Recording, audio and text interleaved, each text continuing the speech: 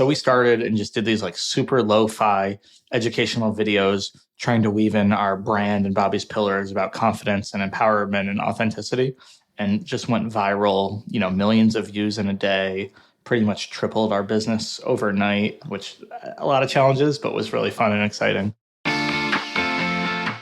Hello and welcome to Shopify Masters, the podcast powered by Shopify, your companion for starting and building a business. I'm Shuang Esther Shan. When beauty business icon Bobbi Brown wanted to scale her new makeup line, Jones Road Beauty, she knew her branding and marketing would need to be vastly different from what's already on the market. She turned to Cody Plofker, marketing expert and direct-to-consumer growth strategist. As the chief marketing officer, Cody helped Jones Road Beauty to become a sustainable brand with organic traffic. The brand reached over $20 million in sales in 2021 and is on track to triple its revenue this year. As a consultant to some of the fastest growing D2C brands, Cody also shares his knowledge in a weekly newsletter detailing what he's learned from advising companies like Northbeam and Octane AI. Cody is joining us now to share the marketing strategies that have helped Jones Road Beauty to scale. Cody, welcome to the show. Thanks so much. Thanks for having me. Really excited to do this. Very excited to dig in. So we got to start off and talk about your career. You actually did a switch from performance and strength coaching to marketing. What surprising skills translates to marketing for a beauty company? Yeah, so I was a strength and conditioning coach. My wife was a physical therapist, and we decided to open up our own business, mostly out of, hubris and ignorance. And, I always thought that if you're really good at what you did, you didn't need marketing, essentially. And, a few months into our business, I found out that couldn't be further from the truth, that, no matter how good you were, you still had to get the word out and know how to, attract customers.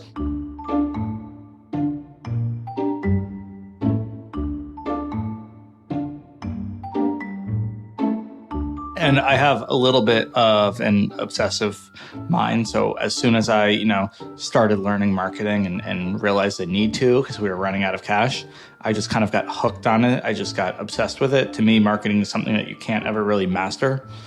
You can learn so much about it and still, need to learn so much more. So, I used what I learned in marketing. It was very, direct response heavy. It was, a lot of learning, digital marketing, learning how to run ads, learning how to, do stuff with email, everything like that to kind of grow that company, set up multiple locations. People in our network kind of found out that we were having success with it. So started kind of consulting other people and, a local business, especially like a service-based business, like, I didn't really care for the ops. I just wanted to do marketing. So I felt like, that was limiting kind of what I wanted to do. So I was like, e-commerce is awesome because you can really, scale and just do marketing. So I just started doing a lot of, work in e-commerce, just kind of working with brands, helping them, with their ads, with their, with their growth, all things kind of growth and performance marketing. And my mom actually is Bobbi Brown. So when they were launching Jones Road, kind of, working on it secretly, the general manager at the time reached out and was like, hey, I know you're pretty good, with ads and stuff like that. Like, do you recommend we hire an agency? Should we go in-house? We're leaning towards an agency. And I was like, absolutely do not hire an agency. I highly recommend doing it in-house. And they were like, well, we don't really know anyone. Do you want to do it? And I was like, absolutely not. I don't want to do a family business. Definitely not doing that. So they ended up hiring an agency. And on the day that they launched, I just couldn't help myself. There were so many things that I saw that was like, you got to do this. There weren't certain types of ads up. There wasn't, an abandoned cart flow up. The pop-up needed optimization. So I started consulting a little bit, just kind of helping out. It was such a small team at first. And, I would make suggestions and there was really no one to do them. So they would be like, well, could you do this? Can you fix this? And, one thing led, to another. It happens to be a family business, privately owned business. So I was, incentivized to do so, kind of started working part-time and then started working full-time. And, as the team grew, I just took over more responsibilities. And then, this year became CMO of it. So just kind of oversee and lead all of our marketing as we're growing. I love it. I think I'm excited to get into the nitty gritty of what you mentioned, like pop ups and abandoned carts. But before we get there, I wanted to ask, how did you approach sharing Bobbi's story while trying to establish this new brand? Because she does have such a reputation within the industry, but you're also trying to establish this brand new brand and share its story. So, how did you balance the two? Yeah, that's actually a really good question. I don't think it's anything, in my mind that has been solved or figured out yet, but it's definitely been a focus. I think there were definitely improvements that could be made when we first launched in terms of, brand strategy and how we tell the story. And I didn't think it was being done nearly as well as, I think it needed to be done. So that was definitely something we really worked on. And again, we weren't sure for multiple reasons how much to focus on Bobbi versus the brand. We weren't sure if we did focus on her, how to differentiate that from her previous brand. We didn't want to say anything that was negative, but we also wanted to make it clear why this was different. So it's still an ongoing thing, but I think definitely pulling from a lot of the trust and credibility that she's built over the years. And, she's got obviously a strong following because of that. But again, like you said, figuring out how to make this differentiated. And haven't, not going to say we've cracked it, but we're totally getting there. So you quickly touched on having a pop-up as well as an abandoned cart flow. What other really crucial components for a website a founder needs to think about when they're setting up their business? I mean, you have to make sure that the website is obviously functional. You have to QA it, especially, we're doing this interview right before Black Friday. So there's going to be a lot of website changes people are making. You have to do, as much quality assurance as you can just to make sure everything is working. All the links are working. All the buttons are working across every device. I don't see enough people spending enough time doing that. So that was certainly something that I looked at. You want to make sure, especially if you're driving demand, that you're capturing that demand. Fortunately, they were driving demand. There was a lot of earned media and press, but there were a lot of things that I think they weren't capturing that demand really well. There were no, branded search terms. So if people search Jones Road, there was no one showing. And, that was important because with a brand new website, there's no domain authority. So you don't really have any organic search rankings. So, that was one. Having a pop-up is definitely important because, again, you're only going to capture, 2 to 3 to 4% of the people buying. So you definitely want to be, thinking about how you're growing that email list because that's an asset that you totally want to have. And then, from there, you should have, standard email flows set up. So a welcome flow to, indoctrinate people, nurture them into your brand and educate them on your brand and why you exist and your products, abandoned cart flows, things like that. Upsells, different kind of upsells and cross sells to get your average order value up. A lot of the stuff that's pretty common right now, but definitely want to make sure you have a lot of that up. Can you tell us what marketing strategies did you invest in first and which channels or strategies were the most successful?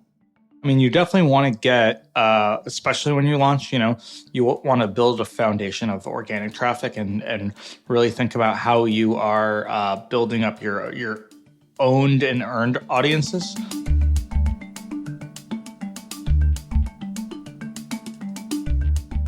So definitely building, social followings. I mean, there was a big focus on that. There was, in my opinion, too much of a focus on that. And I was kind of like, hey, you really should think about building owned audiences as well, if not way more. So I remember kind of when I got involved, there were more Instagram followers than there were people on the email list. And now our email list is probably 5 times our social following. Which is to me a much stronger and less volatile asset. So definitely owned audiences, meaning, not something that can be taken away from you, not something that people can, an algorithm can change or the cost is going to go up. So email, SMS are the 2 big ones, just a customer file in general. And then, the next tier from there would be earned. So that would be something like a social media following on, that could be Instagram, TikTok, YouTube, but really mainly Instagram, and then later on became TikTok, and then also earned, and that's, affiliate press. So a lot of, publications are now affiliate. So that's been a big strategy, as well as, influencer marketing, which is huge in beauty. Speaking of earned, we have to talk about the TikTok viral moment that surrounded with the foundation. And I think it also trickled so much into traditional media with all the press coverage. So take us behind the scenes. How did the team manage that kind of very intense time? So essentially, what happened is when we launched our foundation kind of slash tinted moisture balm called What the Foundation, we launched it our best day ever, pretty high revenue day, best day ever. We were pretty thrilled, from our core consumers and everything. The feedback was great because it's not like anything like that's out there on the market. However, quickly on TikTok, we started seeing a lot of negative reviews. People, weren't loving it. They weren't understanding how to use it. But yeah, so there were people, and then there were a few large influencers, content creators who had posted some definitely, not so positive reviews. One of them was from somebody who our look is a no makeup look, so it's very minimal. You don't need a lot. It's not trying to cover up. It's just trying to kind of enhance, how people are looking. And somebody essentially slathered the whole thing on their face, and was like, it's not really for me. I'm not loving it. And, that got probably 4 million views. And pretty much all the comments on all of our TikTok posts and ads going forward were like, oh, I'm not seeing anyone like this product. So like, it was definitely starting to harm things. And there were a lot of comments like, hey, like you guys are you going to respond to this? And, I wanted to just wait and see and not overreact. But eventually, I remember I was at a conference that weekend, and eventually I was like, I think we've got to do something. So I called a meeting for that following Monday, and we met about it. So myself, Bobbi, head of PR, head of social, head of influencer, and we just tried to figure out what our strategy was going to be, and we wanted to take the high road. We don't want to be defensive, and it's okay if so a few points of our message we thought were important is it's okay, it's not for everyone. Like not everyone, not our style of makeup is not going to be for everyone. That is totally okay. So not everyone's going to love it. Also, if you do want to give it a fair chance, like here's how to use it. So we just shot some kind of TikToks with Bobbi, explaining how to use it, explaining a little bit more about the product. And then at the end of it, I had the idea. I was like, what if we did this? And essentially what happened is Bobbi jokingly took a giant amount of What the Foundation, which is what this one influencer did, and just smeared it on and was kind of like, hey, here's how to use it. And then it was very clearly a joke. And we posted it, and I got a call from Bobbi about an hour after we posted it, and she hadn't seen it. She was like, I was thinking about it. I don't think we should post it. And I was like, yeah, don't kill me, but it's too late. But I was like, don't worry. Like the comments are actually overwhelmingly positive. So yeah, I mean, for the most part, there were definitely some people who didn't like it and thought it was immature, but it was to us all in good fun. It was just kind of making fun of ourselves a little bit and meant no harm, but got a lot of earned media and really kind of helped that launch. But there were a lot of people that thought the entire thing was planned, and we sent to this influencer and paid her to do it, and couldn't be further from the case. We actually didn't even send to her. She bought the product on her own, which is a funny part. It's really interesting to hear behind the scenes and also almost how the video didn't even get published, but kind of hit publish a bit early. And I'm glad you did, because I think majority of the people were saying that it was actually the perfect response. So can you tell us a little bit about the impact after this whole viral TikTok situation and what it had on the business? Yeah. So there was a lot of, obviously, just, TikTok growth that came from that, a lot of eyeballs on our page, so things were performing really strongly on TikTok. It seemed like in, a matter of moments, it went from, like I discussed, like, not having a lot of momentum and looking pretty bad for our brand to kind of like, people loving it and kind of, gaining a lot of goodwill. But yeah, just from traditional media, there was a ton. It feels like pretty much every major, outlet and especially beauty outlet covered it. So that was really strong and obviously helped overall traffic and sales. So yeah, overall was super strong. And again, it was a risk. It's nice that it kind of turned out, because you definitely have to be very careful with what you're saying, and you can get canceled super easily if you don't say the right thing, or if just things aren't interpreted the way that you want.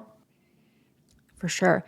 I'm chatting with Cody Plofker, the Chief Marketing Officer at Jones Road Beauty. So now I want to switch gears and talk about Jones Road Beauty and its retail approach. You actually have your own retail location, flagship store but you haven't actually partnered with any beauty retailers or department stores. Can you tell us the rationale behind this decision? Yeah, we have, but very sparingly. We were in Credo, which is a clean beauty retailer. No longer in Credo. Probably by the time that this comes out, we are in Liberty in London, and that's going super successfully. But we're not in Sephora or department stores or anything like that. When we launched, it was essentially during the pandemic, and it was direct to consumer only, and I believe the reason for that is kind of why not? Things are so different from when Bobbi first launched her brand. Obviously, direct to consumer didn't exist. Shopify didn't exist then. But also, it's kind of like part of this company and part of kind of the story that's evolving is like, this is a rebirth for Bobbi. It's, her second, time building a beauty brand. And she started her own thing, she sold it, she had a lot of success, but then she also, it became corporate and it didn't really became, it became not her baby anymore.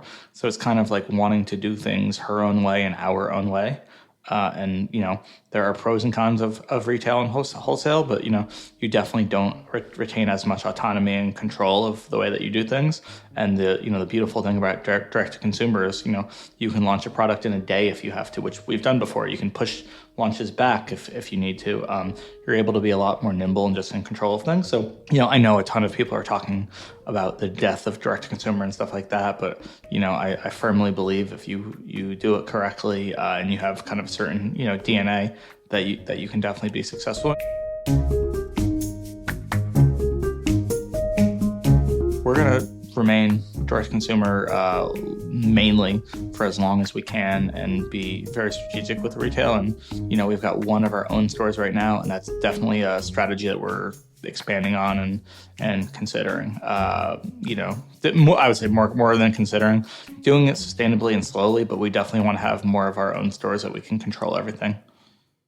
I think having retail autonomy and also retail ownership looks after the way that you talk to your customers, because I do think Drone's Road Beauty does require kind of this communication and education for its customers. So how has the team handled customer education and sharing how to utilize different products and the story behind the brand?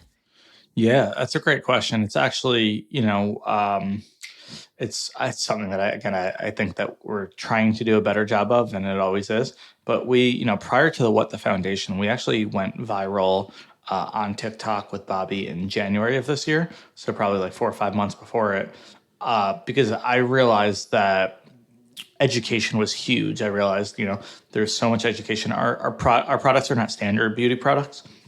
And, so that was one reason why I think our customers just needed way more education on how to use them. I had seen so many anecdotes of that.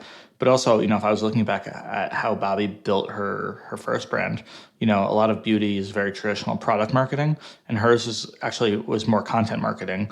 It was just older forms of media, but she would go on the Today Show on a weekly segment, and you're not allowed to sell when you go into the Today Show, and just educate on how to use and how to get simple looks. And she had written many books, and those were a lot of people's kind of foray into it. So as we were thinking about that, we were fortunate enough to meet with Gary Vaynerchuk, who's a friend of Bobbi's. And, I was thinking about building this whole content team and content studio.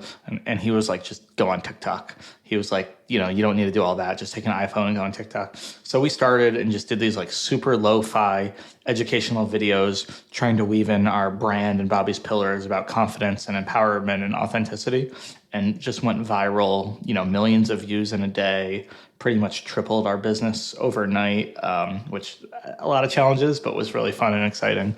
So it's something that we do. We try to put on our channels on social, a ton specifically. So TikTok, YouTube, Instagram, lots of video education from Bobbi, as well as, our influencers and content creators. We try to, take a very educational approach to email. In fact, all of our ads, all of our digital ads, it's not just here's this product, buy this product. It's either Bobbi or a content creator talking about what makes the product so great, what's in them, a ton of how to use it, showing our philosophy and showing the products. So I think there's always more we can do. I think we can do more post-purchase. I think we can do more content stuff. We have a store. People travel to our one store, which is in Montclair, New Jersey, from hours and hours away because they want to be color matched and they want their makeup done. So yeah, I totally believe that owning that relationship and being able to kind of control the communication with the customer is key because, for us, how to use the products is pretty much everything. And what other strategies or new channels has the team been experimenting with or wanting to get into to really set the brand apart? Our competitive edge probably hasn't come from, being the first to a new channel or something like that. It's a pretty standard mix of direct to consumer. So majority of ad spend is on meta properties, so Facebook and Instagram. We're just dabbling now with YouTube, which I think is going to be a pretty big focus for us. TikTok has kind of, we were spending a good amount. Now it's a little bit less, but have had some success there. And I think now as we grow, we're kind of getting to the size where we're starting to think about a little bit more top of funnel, whether that's television advertising, whether that's out of home. We really haven't done many of those things or none at all. So I think that'll be a big focus. But yeah, we're trying to just, we're not trying to reinvent the wheel with marketing. We're just trying to make amazing products, have, really clear storytelling, have education, deliver an amazing customer experience, and then just have marketing that, feels more like content than pushing ads. I'm chatting with Cody Plofker, the Chief Marketing Officer at Jones Road Beauty. I hope you are enjoying our conversation. And if you haven't already, follow or subscribe to Shopify Masters wherever you get your podcast. And please leave us a review or feedback for the show. Thanks. So I guess we talked a little bit about how your earned audiences from social have translated to traditional media, where PR and traditional media have covered Jones Road Beauty.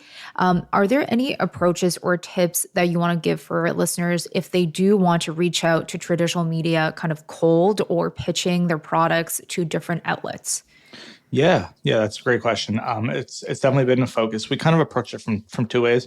One is traditional, press and public relations, and the other is affiliate. And more every day, those lines kind of blur and they become one and the same. Nearly every publication that you read from digitally monetizes through multiple forms, but affiliate is a main driver.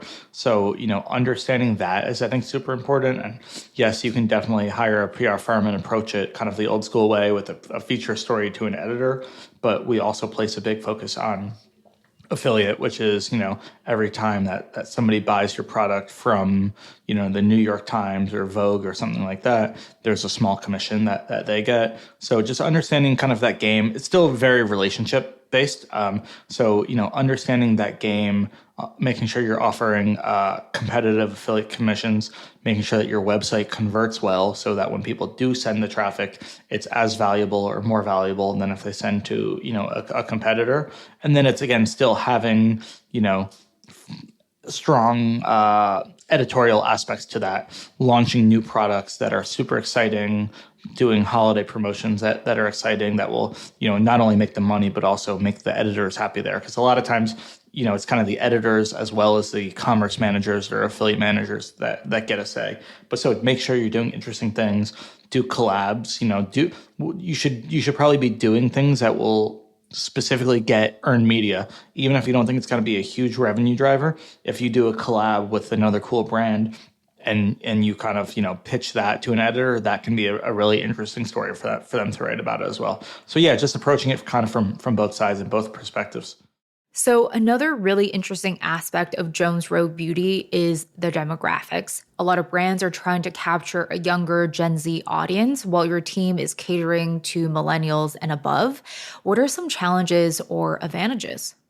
Yeah, that's a great question. So that was another one when we launched. Like, so many people will launch with like a brand deck and just these kind of very stubborn ideas of what their brand is going to be.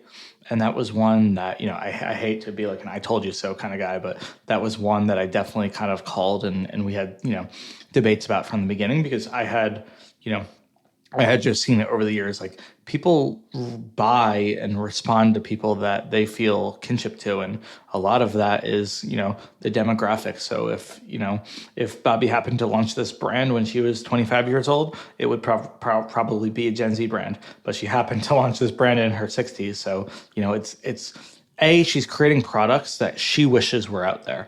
And, there are definitely subtle or not so subtle, nuances to skincare and makeup as you mature, but as well as it's just kind of like who has followed her. So I think it's actually a really strong advantage to us that we not only are able to cater to a wide part of the market, because we definitely have, the older customer who's probably like 45 plus, who's followed Bobbi for a while and resonates with her.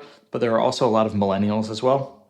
Maybe their first encounter with makeup was going to, Bobbi Brown counter. Maybe it was reading one of Bobbi's books. That's, it's a pretty common thing we hear, but we're definitely not a Gen Z brand. And I think, it's helpful because there are a lot of people talking to Gen Z, going after Gen Z, trying to find them. But I think it's been great because for whatever reason, the beauty industry really caters to a younger one. There's definitely this kind of stereotype or just notion of beauty that if you're aging or showing signs of aging, you're not beautiful, and that's not as much anymore. But it still feels like that. So I think people really respond to a message of embracing your wrinkles or lines, as Bobbi likes to call them, and using products that also have a lot of really healthy skincare ingredients in them, which is great for the skin. And then just embracing aging and feeling beautiful. So we're definitely leaning more into that messaging as we go, and it resonates super well.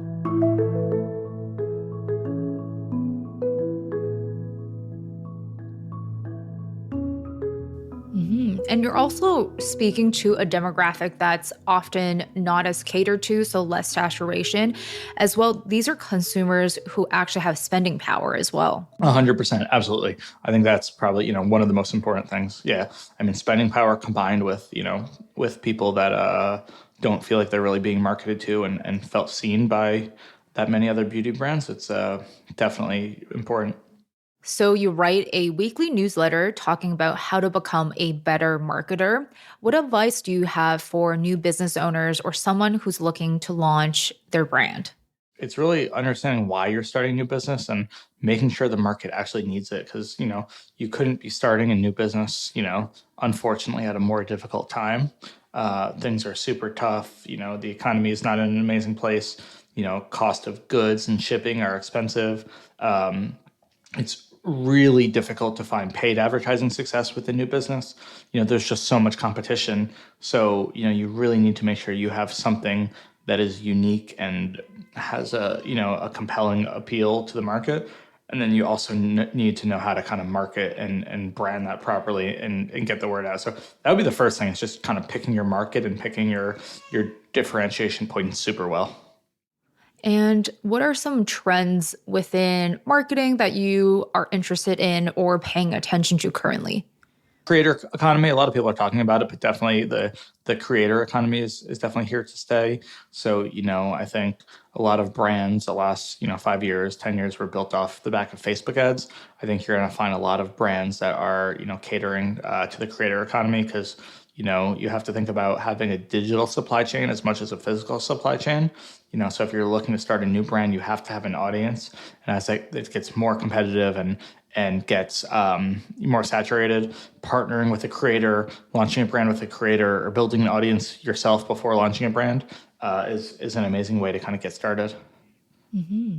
Yeah, I love the way you phrase it, like the physical supply chain and also the digital landscape and understanding how to distribute on that digital landscape as well. And what about Jones Road Beauty? What are some exciting projects or initiatives that you can talk about? Oh man, so many. I'm really excited for a lot of new channels just to try and test them. Um, So, out of home, I think is interesting. It's just fun. It's, a lot harder to measure and test and track, which is kind of one of the fun parts, just having our team and myself learn new skills. So, there are definitely some cool ways, wild postings, billboards, driving trucks around the city with our logo all over them will be super cool. Maybe some collaborations. television, super excited to do some TV ads and see how that performs. And then really just trying to get better at what we're doing. I think influencer marketing is something we can do a way better job of than what we previously have been. I think, we can always get better at things like just content creation and social. I think we can always get better with our ads, making our landing pages convert better and just offer a better, experience. So yeah, there's just so much that I think it's between testing new things and just trying to get better, 1% better every day at what we're doing. Amazing. Well, thank you so much for being here today, Cody. Yeah, of course. It was my pleasure and a ton of fun chatting with you. That's Cody Plofker from Jones Road Beauty. Thank you for joining us on Shopify Masters. Our show is produced by Megan Coyle and Gogo Zoger. Our engineers are Matt Schwartz and Miku Betlam. Benjamin Gottlieb is our supervising producer, and I'm Shwang Esther Shan. We'll see you next time.